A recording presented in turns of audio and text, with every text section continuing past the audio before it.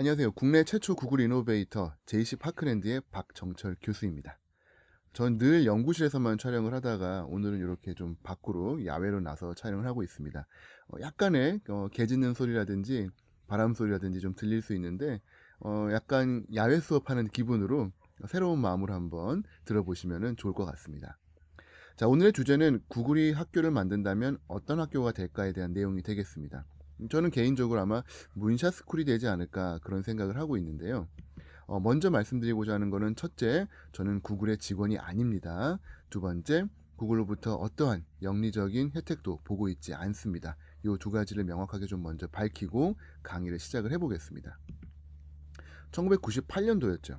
스탠포드 대학에 있던 컴퓨터 공학과 두 명의 대학원 학생 레리 페이지와 세르게이 브린이 구글이라고 하는 웹 검색 엔진을 시작을 합니다. 이게 당시의 창고의 모습인데요. 아주 새내기 학생들의 어떤 모습, 패기가 느껴지는 것 같습니다. 미국에 있는 대부분의 스타트업 기업들은 그렇듯이 이렇게 창고에서 시작이 됐죠. 잘 모르겠습니다만 창고라고 하는 공간적인 특성이 무언가 만들고 나와서 실험하고 친구 집에 가서 교류하고 뛰어다니기에 좀 편한 공간적인 장점도 있지 않나 싶어요.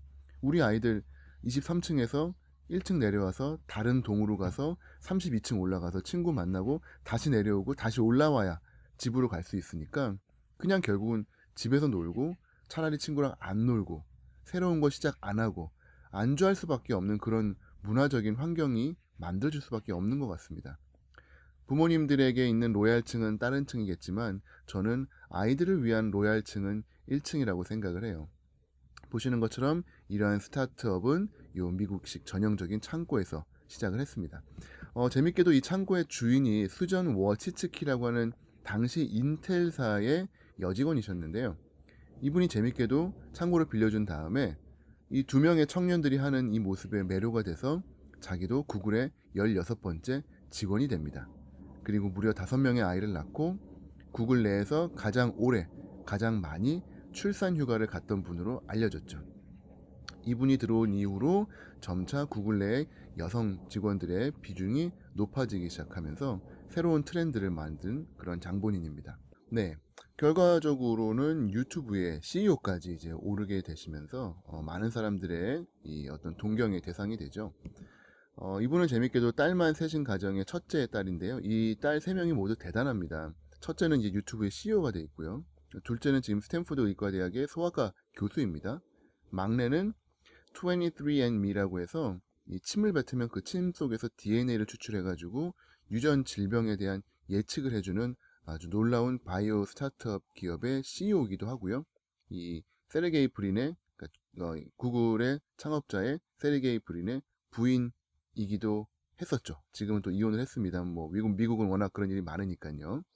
어쨌건 이 세 명의 딸을 이렇게 잘 키운 그 부모님이 누군가 그게 상당히 놀라웠는데 이 맨 왼쪽에 계신 이 어머님 에스더 워치스키 여사님이 사실은 팔로알토라고 하는 미국의 고등학교에서 무려 50년 동안 미디어 아트를 가르치신 현직 교사이십니다. 이분이 이제 이 딸 셋을 너무나 잘 키웠고 실제로 스티브 잡스의 자녀라든지 수많은 스타트업, 미국 스타트업의 CEO들을 기르거나 그들의 자녀를 가르친 걸로 알려져 있어서 별명이 실리콘밸리의 어머니예요. 과연 도대체 아이들을 어떻게 키우길래 이렇게 창업을 잘하고 창의적이고 도전적이고 성공적으로 잘 살 수 있는가? 너무나 그런 질문을 많이 받으셨었나 봐요. 결과적으로 2019년도에 책을 냅니다. 어떻게 성공적인 사람을 양육하는가. 그리고 그 비밀을 트릭이라고 하고 있어요. Trust, Respect, Independence, Collaboration, Kindness. 자, 시간이 되시면 이 책을 한번 읽어보시면 좋을 것 같습니다. 자, 어쨌건 이 에스더 여사님께서 학교를 만들고 싶어 하세요. 그리고 그 학교 이름이 재밌게도 문샷 스쿨입니다. 아까 제가 말한 게 구글이 만든다고 한다면 문샷 스쿨을 만들 것 같다고 했던 그 문샷이죠. 문샷이란 게 도대체 무엇이길래 이렇게 많은 사람들이 멋진 거를 만들 때는 문샷이라는 이름을 붙이는 걸까요? 달을 향해 쏟아? 도대체 뭘까요? 요거에 대해서는 제가 조금 이따가 돌아오도록 하겠습니다. 자, 많은 분들께서 이제 구글이라고 하는 회사에 대해서 이야기할 때 그들의 미션이 무엇인가 궁금해합니다. 수익을 올려서 이윤을 주주들에게 나누어 주는 것 아니에요. 구글의 미션은 재밌게도 전 세계에 있는 지식을, 정보를 잘 정리해서 모든 사람들에게 나누어 주겠다가 구글의 미션입니다. 비즈니스 기업으로는 상당히 좀 엉뚱한 그런 미션을 갖고 있죠. 자, 이들이 워낙 이렇게 독특한 미션을 갖고 있다 보니까 실제로 인터넷 홈페이지를 직접 다 다운받기 시작을 합니다. 진짜로 예전에 98년도 아마 기억하시는 분들 계실 거예요. 지금의 우리나라 상황과 비슷합니다. 웹사이트 들어가면 엄청 복잡하고요. 클릭하면 광고인지 글인지 정보인지 알 수가 없는 그 혼란을 웹사이트를 정리해서 실제로 자신들이 랭킹을 매겨서 정말로 사람들이 찾고자 하는 정보를 먼저 제공하는, 결과적으로 20년 만에 전 세계 검색 엔진의 90%를 구글이 차지하게 되죠. 정말로 혁신적이고 이들의 미션을 잘 추구한 좋은 결과였던 것 같습니다. 인터넷 검색은 이제 구글이 거의 장악을 했다라고 해도 과언이 아닌 것 같고요. 이제 두 번째로 구글은 책을 스캔을 하기 시작을 했습니다. 자, 상상을 한번 해볼까요? 전 세계에 있는 책을 다 스캔을 해서 인터넷에 올린다. 불가능할 것 같죠. 미시간 대학에 있는 대학 도서관의 책을 모두 스캔하는데 사람들이 계산해 본 다음에 약 1000년 정도 걸릴 거라고 했어요. 구글이 6년 만에 그걸 해냅니다. 지금 현재 지금 보면 휙휙휙 바람으로 이제 불죠. 이런 비슷한 시스템을 이용을 해가지고 순식간에 책을 스캔을 합니다. 1억 3천만 권의 책을 목표로 하는데 벌써 3천만 권의 책이 스캔이 끝났대요. 자, 생각해 보시면 이 책을 그대로 올리게 되면은 저작권에 문제가 생기겠죠. 그렇죠? 그래서 구글이 아이디어를 냅니다. 책을 단어별로 다 쪼개는 거예요. 의미를 알 수 없도록. 그 다음에 그거를 잘 섞은 다음에 저희가 임의의 키워드를 넣으면 그 키워드가 얼마나 나왔는지를 보여주는 그래프 검색 엔진을 만든 겁니다. 이름하여 구글 북스의 Ngram 뷰어라고 하는 건데요. 한번 해보시면 재밌을 거예요. 1800년부터 2000년도까지 800만 권의 책에 등장한 특정 키워드의 출연수를 그래프로, 트렌드로 보여줍니다. 자, 달과 별을 한번 제가 검색을 해봤어요. 옛날 인류들은 1800년도에는 달에 대한 이야기가 참 많았는데 아마 이제 슬슬 지구를 떠나야 돼서 그런지 1960, 70년도부터는 별이 이기기 시작을 합니다. 달이랑 별이랑 싸워봤자 별로 소용이 없어요. 태양에 비하면은 압도적으로 작습니다. 이 세 명이 또 싸워봤자 별로 소용없어요. 지구에 비하면 또 압도적으로 작죠. 이렇게 이제 어떤 인류의 200년에 걸친 생각과 사고와 연구와 이런 것들의 트렌드가 한눈에 보입니다. 사랑과 돈? 옛날에는 러브가 되게 중요했었어요. 1910년이 되자 돈이 이제 올라가 버립니다. 안타깝죠. 하지만 다행히도 해보니까 돈은 아니다라는 걸 깨달았나 봐요. 최근에 다시 사랑이 역전을 하기 시작을 합니다. 결혼이랑 이혼 한번 볼까요? 결혼에 대한 내용은 큰 변화가 없었는데 꾸준히 이혼이 상승을 하고 있습니다. 어쨌건 200년 동안의 인류의 어떤 생각들을 웹페이지가 아닌 책에서 이렇게 그래프로 볼 수 있다는 거 대단한 것 같습니다. 이제 아마 구글이 정말로 책을 다 스캔을 할 날이 올 거예요. 그렇기 때문에 이제 슬슬 다음 단계로 넘어간 것 같습니다. 바로 지구죠. 지구를 스캔을 합니다. 사실은 이것도 끝난 것 같아요. 다들 해외여행 가시면 어떤 지도 쓰시나요? 시티맵, 각 나라별로 제공되는 도시 지도? 아니죠. 요즘 거의 다 스마트폰에 구글 맵으로 그냥 보시고 계세요. 이거에 대해서는 더 자세하게 말씀을 안 드리겠습니다만 이 도구의 중요성에 대해서 좀 예를 좀 들고 싶어서 사례를 좀 보여드리도록 할게요. 구글 맵스를 데스크탑 버전입니다. 구글 맵스를 줌 아웃을 해보시면은 점점 지구가 작아지죠. 예전에는 그냥 네모난 종이로 끝났는데 얼마 전부터는 지구본의 형태로 바뀝니다. 놀랍게도 데스크탑에서 제 손바닥 안에서 이렇게 지구를 돌려볼 수 있고요. 왼쪽 아래에 있는 위성 지도 버튼을 누르게 되면 추가 기능이 생기는데 정말 놀랍게도 달과 화성과 수성과 금성과 토성과 타이탄까지 행성의 위성까지 다 지금 스캔이 돼서 이렇게 제공이 돼요. 달에 있는 분화구 하나하나에 이름까지 다 붙어 있습니다. 이제 여러분은 공식적으로 달나라에 가더라도 길을 잃지 않게 되실 수 있게 된 거예요. 이게 바로 구글 맵스를 쓰는 사용자들의 세계관입니다. 지구 밖이에요. 태양계예요. 최소 수준이 태양계 수준으로 노는 겁니다. 반면에 우리나라 지도 한번 볼까요? 대표적인 네이버 맵스입니다. 서버가 우리나라에 있다 보니까 빨라요. 그건 장점이에요. 막 쭉쭉 작아집니다. 근데 갑자기 에러가 났죠. 로딩 에러인가요? 아니에요. 아무리 기다려도 더 안 나옵니다. 이게 다예요. 중국이랑 일본 보이긴 하는데 클릭해도 안 나옵니다. 그냥 그림만 있거든요. 우리나라 사람은 우리나라만 알면 끝인 거예요. 자, 생각해 보시면은 1, 2년도 아닌 수십 년을 구글 맵스랑 쓴 사람과 네이버 맵스만 쓴 사람. 그들의 세계관 차이는 당연히 말로 할 수 없이 클 수밖에 없겠죠. 지금 세계로 나가라, 우주로 나가라, 아이들 키워도 부족할 판에 요 좁은 지도 하나만 주고 너는 요 정도만 알면 돼. 이런 교육이 된다면은 저는 이미 질 수밖에 없다라고 생각해요. 좋은 도구 만들어서 아이들에게 들려주고 큰 꿈을 꿀 수 있도록 도와주어야 된다고 생각합니다. 자, 지도도 구글이 정복을 했죠. 그 다음으로 이제 구글은 어디로 가고 있느냐? 베릴리라고 하는 자회사, 의료 관련된 자회사를 구글이 만듭니다. 지구의 매핑이 끝났어요. 이제는 사람의 건강을 매핑을 하기 시작을 합니다. 이름하여 프로젝트 베이스라인이에요. 자, 생각해 보시면은 우리나라에도 자료는 많습니다. 심평원 가게 되면은 보험심사평가원 가게 되면은 정보들 다운받아서 연구할 수 있어요. 근데 문제는 환자의 정보밖에 없습니다. 건강한 사람에 대한 정보가 없어요. 그거를 구글이 시작을 한 거예요. 프로젝트 베이스라인, 기준점 프로젝트라는 거죠. 건강한 사람 10,000명에게 시계를 채워주고요. 아침에 몇 시에 일어나는지, 얼마나 걷는지, 그리고 1년에 한 번 스탠포드 대학과 듀크 대학에 모아서 피검사, 눈검사, CT, MRI, 엑스레이 다 찍고 이들의 건강한 정보를 모으기 시작을 합니다.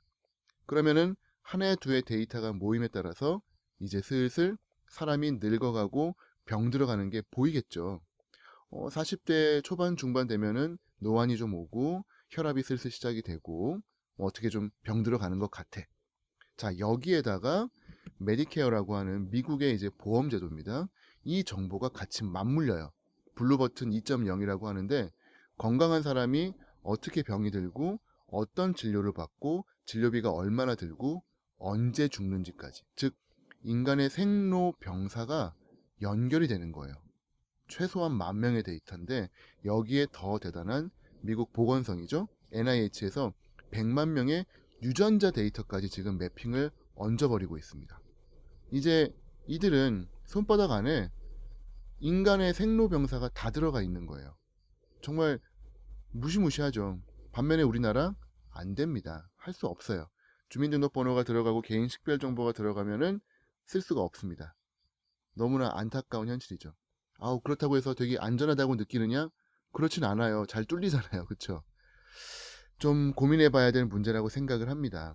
어쨌건 이러한 프로젝트를 진행하는 이들의 생각이, 꿈이 얼마나 큰지를 알 수 있는데 이 베릴리라고 하는 회사의 Chief Medical Officer, 의사 선생님 이름이 놀랍게도 메가예요. 제시카 메가. 얼마나 이 꿈이 큰지 메가 사이즈입니다.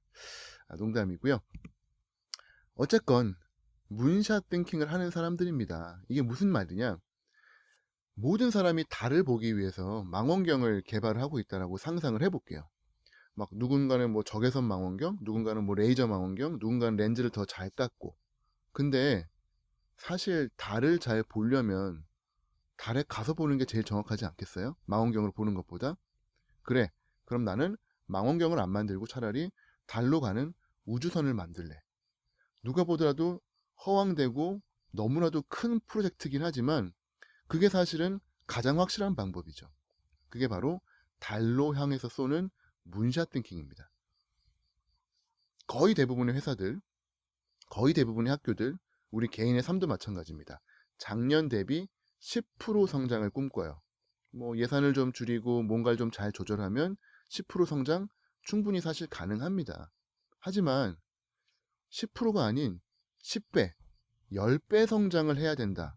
작년보다 10배 더 많이 수익을 올려야 되고 10배 더 많은 학생들이 좋은 대학에 가야 되고 10배 더 많은 학생들이 행복해하고 자신의 꿈을 갖고 꿈을 성취하는 그런 모습을 만들어야 된다.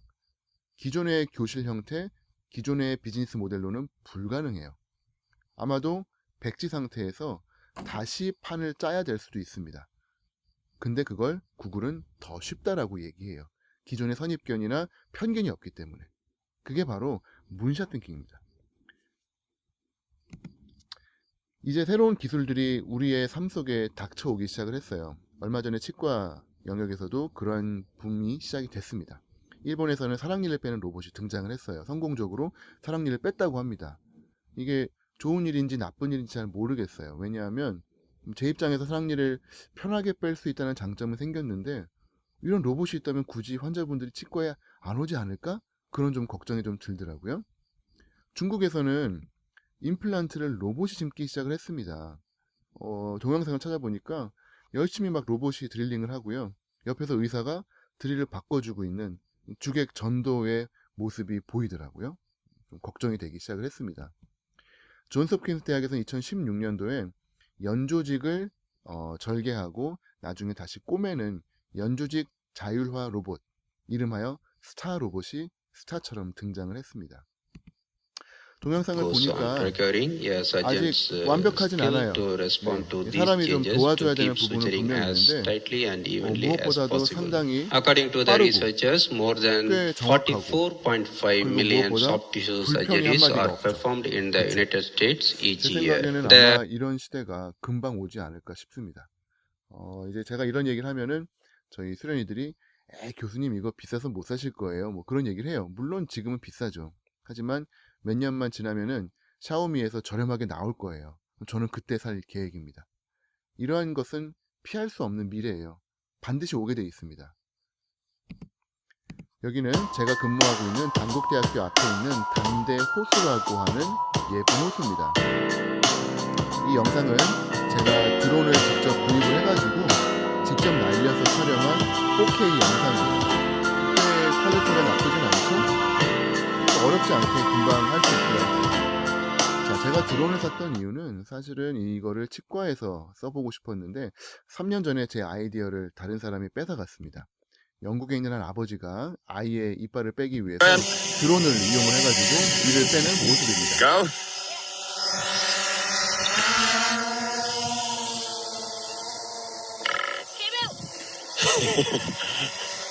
Let's see. Let's see. On your fully. No. Way. Now we have to find the tooth. 자, 아이의 얼굴을 좀 주목해 주십시오.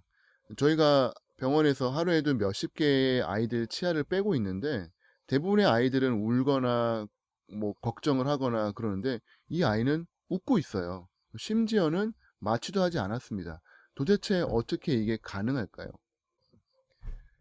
제가 말씀드린 기술의 변화들은 사실은 인류의 직업을 빼앗고 미래를 어둡게 하는 무서운 부분들이 분명히 있습니다만 사실은 이 기술을 누가 어떻게 손에 잡고 쓰느냐에 따라서 우는 아이도 웃게 만들 수 있는 매력이 있다는 장점이 있어요.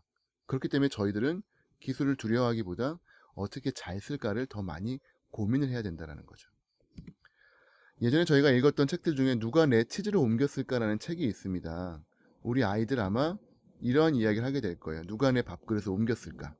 K-12 12년 동안 열심히 공부해서 대학에 들어가서 무슨 자격증과 뭐 토플과 뭐 이런 걸 따요. 그리고 이제 드디어 직장에 가서 숟가락을 딱 드는 순간 밥그릇이 없어질 겁니다. 로봇이 뺏을 수도 있고요. 인공지능이 뺏을 수도 있어요. 뭐 자연 환경과 그다음에 한일 관계 무슨 여러 가지 이유로 인해서 정책으로 인해서 이제 좀 먹어보려고 했을 때 밥그릇이 없어질 수도 있어요. 나는 국문학을 전공했으니까 국문학자가 돼야지? 아닙니다. 영문학을 전공했으니까 영문학자가 돼야지? 아니에요. 더 이상 당연한 건 없습니다. 심지어는 운이 좋아서 영문학자가 됐다 할지라도 평생 영문학을 할 가능성은 거의 없어요. 계속 직업은 변하고 새로운 기술들이 요구가 될 겁니다. 제 생각에는 이 모든 것들의 원인은 인간의 수명이 영원에 가까울 정도로 증가했기 때문이라고 생각해요. 지금 초등학생들의 평균 기대 수명이 149살이라고 하죠. 엄청나게 이제 오래 사는 거예요. 뭐 농담처럼 얘기합니다만 재수 없으면 200살까지 사는 시대가 이제 온다는 거죠. 60세에 은퇴하고 자연스럽게 노년을 보내던 기존의 삶에서 60세에 은퇴하고 나면 무려 90년을 더 살아야 돼요. 60년보다 더 살아야 됩니다. 어떻게 먹고 살 거예요? 그러다 보니까 경쟁이 치열해지고 제한된 리소스를 가지고 싸울 수밖에 없는 거죠. 그렇기 때문에 다보스 포럼에서는 지금의 초등학생들은 평생 6개에서 8개의 직업을 갖게 될 거라고 이야기를 했습니다. 뭐 기술의 변화, 로봇 때문에, 제도 때문에 모르겠어요. 하지만 끊임없이 새로운 걸 배우고 새로운 직업에 뛰어들어야 됩니다. 그렇기 때문에 머신러닝과 인공지능으로 대표되는 미래 사회에 싸워서 이길 수 있는 유일한 방법은 머신러닝에 대항한 러닝머신이 되는 거라고 저는 생각을 해요. 정말 빨리 배우고 잘 배우는 아이로 키워야 된다는 거죠. 그렇다면 학교에서 2 곱하기 2는 4고 2 곱하기 3은 6이 하고 입에다가 쏙쏙 넣어주면 러닝머신으로 키울 수 있을까요? 아니죠. 바다가 나오면 배를 스스로 만들 수 있어야 되고요. 땅이 갈라져 있으면 비행기를 만들 수 있어야 돼요. 스스로 문제를 해결할 수 있는 능력을 키워줘야 됩니다. 예전에 제가 좋아했던 2개의 영화가 있습니다. 하나는 007, 하나는 맥가이버죠. 007은 이랬어요. 미션을 받고 이렇게 출동을 하려고 하면 박사가 탁 어깨를 잡은 다음에 막 뭔가 특수 무기를 주죠. 뭐 이건 레이저가 나오는 반지고, 뭐 이건 톱니바퀴가 달린 뭐 시계고. 저는 영화를 보는 내내 007이 도대체 저 도구를 언제 쓰나 그걸 보다가 마지막에 그 도구를 써서 멋지게 탈출하면 성공했다. 아주 익숙한 이야기죠. 너는 열심히 학교를 공부를 해서 좋은 대학에 가서 좋은 직장에 취직하면 결혼도 잘할 거고 평생 행복하게 살 거야. 너무나 예측되는 세상이었기 때문에 뭘 준비해야 되는지 알고 있었어요. 하지만 미래는 절대로 그렇지 않습니다. 엄마 아빠가 선생님이 정말 미안한데 앞으로 어떤 미래가 될지 어떤 문제가 발생할지 모르겠어. 자, 줄게 맥가이버 칼밖에 없다. 스스로 잘 해결해 봐라. 그럼 이제 맥가이버 어떻게 하나요? 막 방에 갇혔어요. 그러면 탁 맥가이버 칼을 연 다음에 뭐 여기 있는 비누와 여기 있는 세제를 합하면 폭탄이 되지. 막 이러면서 막 만들어내잖아요. 그리고 멋지게 탈출을 하죠. 주변에 있는 문제를 스스로 해결할 수 있는 문제 해결 능력을 가진 맥가이버로 키워야 된다는 겁니다. 근데 그거를 이제 과연 어떻게 키우냐는 거죠. 도대체 어떻게 가르쳐야 되냐는 거죠. 저는 첫 번째로 가장 중요한 거는 왓은 이제 그만 가르쳐야 된다고 생각합니다. 배움이 되게 3가지 형태죠. what과 why와 how가 있는데 학교에선 거의 다 what만 가르칩니다. 왜냐하면 일단은 개념을 알아야 더 추가 학습이 가능하고요. 이 개념에 대한 것은 성적평가 매기기가 정말 쉽습니다. 딱 부러지는 하나의 답만 있기 때문에. 그래서 애들에게 점수를 주기에는 what이 좋아요. 그래서 학교에서 주로 what을 가르칩니다만 what은 사실은 선생님보다는 더 잘 가르치는 사람이 따로 있습니다. 알렉사. 누구죠? 인공지능 스피커예요. 지금 미국에 있는 초등학생들은 누구랑 숙제해요? 물어보면은 알렉사랑 한다고 합니다. 달까지의 거리는 얼마야? 그러면 알렉사가 38만 8천 킬로미터야. 얼마라고? 38만 8천 킬로미터야. 얼마라고? 38만 8천 킬로미터야. 1000번이고 만번이고 반복해서 365일 24시간 대답을 해줍니다. 엄마한테 잘못해서 2번 물어보면 벌써 막 손이 올라오죠. 생각해 보시면은 왓은 인공지능이 최적화가 돼 있어요. 게다가 정보의 그 정확성도 가장 확실합니다. 인터넷을 연결을 해가지고 최신 정보를 가져오기 때문에 가장 정확한 정보를 갖다 줘요. 그러면은 왓은 인공지능이 가르치고 그럼 교실에서는 뭘 가르쳐야 될까요? why와 how입니다. 고혈압 저희 어떻게 배웠나요? 칠판에다가 탁 한글도 아니죠. 한자로 막 고혈압이라 이러면서 가르친단 말이에요. 재미없어요. 애들 잡니다. 왓은 원래 재미가 없어요. 그리고 수업 안 들어도 친구 필기 복사하면 충분히 따라잡을 수 있습니다. 하지만 교실에서 이 환자는 고혈압 약도 먹고 운동도 열심히 하고 체중도 줄였고 유전도 없는데 혈압이 안 떨어져요. 왜 그럴까요? 그럼 이 사람을 어떻게 치료할까요? 이거야말로 사람이 사람에게 줄 수 있는, 저희 세대가 젊은 세대에게 줄 수 있는 가장 소중한 정보잖아요. 지혜잖아요. 그거를 가르쳐야 된다는 겁니다. 그래야 리얼월드에서 스스로 공부할 수 있는 인재가 된다는 겁니다. what보다는 why와 how가 중요한 거죠. 근데 이거를 학생들과 하기에는 사실은 좀 어렵습니다. 시간적인 제한도 있고 진도도 빼야 되고 그러다 보니까 어려워서 못했던 거죠. 근데 이제는 충분히 가능합니다. 에드텍이 등장을 했어요. 에듀케이션과 테크놀로지가 합해진 겁니다. 2008년도에 마이크로소프트가 되게 멋있는 말을 해요. 옛날에는 교실 안에서 학생들이 배웠다. 하지만 미래의 세계에는 교실이 학생을 배울 거다. 무슨 말이냐? 얘는 두 자릿수 곱셈을 잘 못하는구나. 얘는 세 자릿수 곱셈을 잘 못하는구나. 얘는 꿈이 뭐구나. 얘는 어디가 강하구나. 얘는 어디가 약하구나를 인공지능이 한 명 한 명 공부를 하는 거예요. 그리고 교사는 돌아다니면서 학생 한 명 한 명에게 맞춤화된 코칭을 해주는 거죠. 혼자서 여러 명의 학생을 상대로 할 땐 불가능한 거지만 이제 에드텍이 도와주면 충분히 가능합니다. 이거를 저희가 LMS라고 불러요. Learning Management System. 많은 회사들이 들어와 있습니다. 하지만 대기업들이 뛰어들기 시작을 했죠. 마이크로소프트가 오피스 365를 에듀케이션 버전으로 등장을 시켰고요. 애플 또 애플 클래스룸이라고 하는 걸 등장을 시켰습니다. 하지만 현재로서 전 세계에 무려 1억 명 가까이의 학생들이 사용하고 있는 구글 for Education, 이게 지금 현재로서는 가장 많은 인기를 끌고 있죠. 일단은 저희가 흔히 썼던 도구들이고요. 도구들이 간단합니다. 그리고 무언가를 깔지 않아도 되고요. 가장 큰 강점이죠. 무료입니다. G Suite for Education을 이용을 해가지고 저도 학생들에게 좋은 강의를 지금 제공을 해주고 있습니다. 오늘은 그 실사례 몇 가지만 더 보여드리고 강의를 마칠까 해요. 첫 번째, 저는 플립러닝을 진행을 하고 있는데 제 모든 강의가 유튜브에 올라가 있습니다. 유튜브가 어떤 곳일까요? 한번 볼까요? 유튜브에 올라가면은 수많은 정보들이 있습니다. 하루에 65년치의 영상이 올라온대요. 어마어마한 영상이 올라오고 있죠. 치과 선생님이신데 공부 자극 영상이란 걸 찍었어요. 얼마나 학생들을 다그치는지 한번 볼까요? 네, 어떻게 학생들에게 자극을 줄까요? 서론이 좀 길었고요. 그러면 영어 공부를 시작해 보겠습니다. 네, 뭐 잔소리나 그런 거 하나 없이 그냥 혼자 40분 동안 저렇게 공부를 하시는 거예요. 재밌게도 저 영상을 수십만 명이 봤습니다. 저도 학생들을 불러 모아서 물어봤어요. 너희들 이거 보냐고 했더니 본대요. 졸리면은 공부 자극 영상을 유튜브에서 찾아가지고 책상 앞에 올려놓고 이어폰을 꽂고 나도 열심히 공부해야지 그러면서 잠을 깬다라고 하더라고요. 시대가 이렇게 많이 바뀌었습니다, 여러분. 저도 유튜브에 영상을 올리고 이제 조금씩 업그레이드를 시작을 했습니다. 뭐 뒤에 배경도 좀 꾸며보고요. 화이트보드 사가지고 판서 강의도 해보고 얼마 전부터는 돈을 좀 많이 들여가지고 해외에서 유명한 연자도 부르고 있습니다. 오늘은 교수님께서 일이 있으셔가지고 해외 연자분을 모셨습니다. 네, 모셔보도록 하겠습니다. 안녕하십니까? 안녕하십니까? 만나서 반가워요. 네, 한국말 잘하시네요. 네. 어머니가 한국 분이세요. 네, 뭐 이렇게 해가지고 이제 강의를 시작을 하면은 훨씬 더 학생들이 좀 즐겁게 공부를 할 수가 있죠. 저는 유튜브에 영상을 올리면은 가장 큰 장점이 옆에 추천 영상이 나오거든요. 제 강의랑 비슷한 내용들이 되게 많이 올라옵니다. 근데 제 강의보다 좋은 영상들도 꽤 많죠.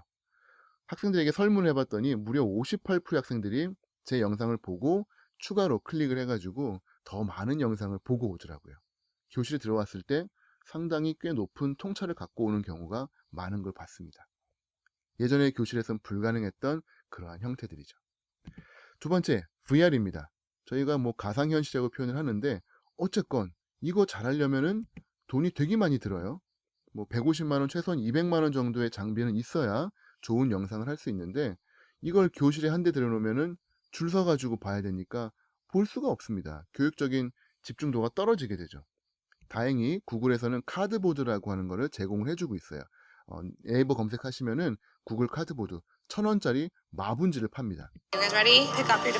이 마분지를 접어서 학생들의 스마트폰에 연결을 하면 머리의 움직임에 따라서 이러한 놀라움이 나오는 거예요. 360도 가상현실을 체험을 할 수가 있는 거예요. got to see the place itself, so we could actually. 이 구글 카드보드의 모토가 학생들을 스쿨버스로 데려갈 수 없는 곳에 데려간다. 그게 이제 모토더라고요. 어쨌건 이러한 가상현실의 어떤 레퍼토리 중에 하나로서 구글 아트앤컬처라는 거 저는 꼭 좀 강조를 드리고 싶어요. 이 안에 들어가 보시면 정말 많은 영상들이 들어 있습니다. 이탈리아 우피치 미술관에 있는 보티첼리가 그린 비너스의 탄생이란 그림이에요. 미술 교과서에서 아마 요만한 그림으로 보셨을 겁니다. 하지만 구글에서 기가픽셀 카메라를 가지고 가서 말 그대로 기가픽셀, 저희 카메라의 1000배 해상도로 스캔을 해왔어요. 보티첼리의 붓터치 하나하나와 그어져 있는 잔금까지 볼 수가 있죠. 이렇게 자세하게 보고 나면은 그림에 대한 이야기, 그림 속에 숨어있는 메시지 이야기들, 화풍들, 배경이 갖고 있는 신화적인, 철학적인, 역사적인 의미들, 정말 무궁무진한 이야기가 나올 수 있습니다. 그림을 다 보고 난 다음에 팩맨이라고 하는 구글 스트리트뷰에 이 사람을 누르게 되면은 미술관 안을 이 스트리트뷰 팀이 가서 사람이 없을 때 스캔을 해왔기 때문에 아주 쾌적하게 우피치 미술관을 쫙 둘러볼 수가 있어요. 여기도 지금 보티첼리 그림이 또 보이네요.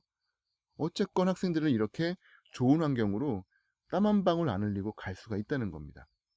학생들이 갈 수 없는 곳, 수술방 못 가죠. 이런 곳도 카드보드지만 있으면은 학생들과 함께 이렇게 멋진 체험이 가능합니다. 또 하나 투구죠. 라이브 서저리. 스마트폰 하나가 인터넷만 있으면은 전 세계 어디서나 생중계가 가능합니다. 저는 교실에 안 들어가고 이렇게 화면에 나와요. 그리고 교실에서 학생들은 스마트폰을 이용을 해가지고 유튜브 앱에 로그인을 합니다. 그리고 나서 저는 생중계를 시작을 하면은 학생들이 저에게 질문을 던져요. 복잡한 장비, 조명 필요 없습니다. 그냥 스마트폰 하나랑 인터넷 연결만 돼 있으면은 꽤 나쁘지 않은 퀄러티로 이렇게 보실 수가 있어요. 그러면 학생들은 교실에서 저에게 막 댓글을 보내면 저는 수술방에서 댓글을 보고 학생들에게 답변을 해주죠. 실시간에 라이브 서저리가 가능한 겁니다. 정말로 좋은 체험을 학생들에게 제공을 해주실 수가 있을 거라고 생각을 해요. 마지막 레시피입니다. 구글 얼스. 구글 지도랑은 조금 달라요. 3차원적인 모습을 볼 수가 있습니다. 왜냐하면 구글이 주요 도시 위에 비행기를 띄워가지고 C줄 날줄로 수백만 장의 사진을 찍은 다음에 그거를 3D 위에다가 붙였어요. 덕지덕지 모자이크처럼. 그래서 정말로 드론을 가지고 도시 위를 날아가듯이 정말로 자세하고 정확한 이미지를 볼 수가 있습니다. 에펠탑 안 가봤지만 이렇게 가볼 수가 있고요. 영국의 런던 아이로 쑥 날아가면은 런던 아이의 모습을 제 손바닥에 놓고 돌려보면서 볼 수가 있죠. 단순하게 이렇게 보는 것만으로도 의미가 있지만 이걸 본 다음에 이 지점마다 점을 찍을 수가 있어요. 그거를 구글의 투어 빌더라고 하는데요. 이 점을 찍는 게 시간적인 의미가 있습니다. 대표적인 게 기독교의 전파, 콜레라의 전파, 그런 것들 있죠. 역학조사, 역사조사할 때 점에다가 찍고 거기에 사진과 글과 영상을 넣을 수가 있어요. 그렇게 해서 하나의 스토리를 만들어서 제출을 하는 거죠. 또 대표적인 예로 전쟁이 났을 때 그 전쟁이 어떤 식으로 진행이 됐는지, 나의 여행 계획, 방학 중간에 다녀온 현장 학습 결과 보고물, 이런 것들 구글 투어 빌더로 충분히 제출할 수 있습니다. 단순한 지도지만 상당히 강력한 기능을 저희가 무료로 쓸 수가 있는 거죠. 아까 제가 구글 지도와 네이버 지도를 비교하면서 이 도구에 따라서 사람의 세계관이 바뀔 수 있다는 말씀을 잠깐 드렸습니다. 미디어 학자 맥루한 박사님이 이런 말씀을 하셨죠. 사람은 도구를 만든다. 하지만 그리고 나서 그 도구는 사람을 만들게 된다. 좋은 도구를 써야 되는 이유고 도구를 잘 선택해서 잘 활용을 해야 된다는 이야기입니다. 여러분들 손에는 어떤 도구가 들려 있으신가요? 그 도구를 가지고 저와 함께 문샷 띵킹을 통해서 학교에서, 직장에서, 그리고 여러분의 삶에서 멋진 혁신을 한번 추구해 보셨으면 좋겠습니다. 저는 국내 최초 구글 이노베이터 JC 파크랜드의 박정철 교수였습니다. 감사합니다.